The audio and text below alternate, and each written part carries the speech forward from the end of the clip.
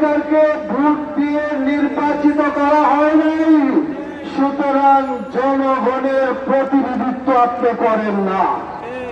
যার কারণে আমাদের বক্তারা বলেছে 15 বছর যাবৎ বাংলাদেশে যখন অবৈধ সরকার এদেশের মানুষের উপর নির্যাতন চালিয়েছিল, তখন তোমরা কোথায় ছিল? বাংলাদেশে তখন জাতিসংঘ মানবাধিকারের অফিস খোলার প্রয়োজনীয়তা অনুভব করা যায়।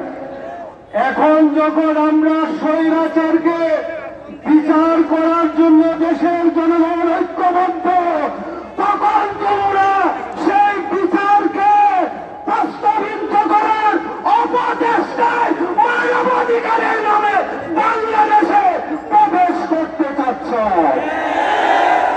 জনগণ দেবে না। জনগণ না দিলে 15 বছরের দখলদার বেশিরভাগ টিকে থাকতে পারে নাই। তোমরা বাংলাদেশে অফিস খুলতে পারবে না।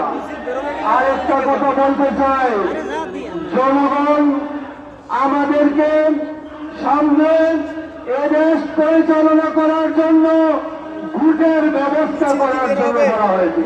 যতদিন পর্যন্ত নির্বাচিত প্রতিনিধি না হবে, ততদিন পর্যন্ত জনগণের মেনশনের বিরুদ্ধে কোন রকমের চুক্তি কাউকে এদেশে অনুপ্রবেশের সুযোগ দেওয়া যাবে না।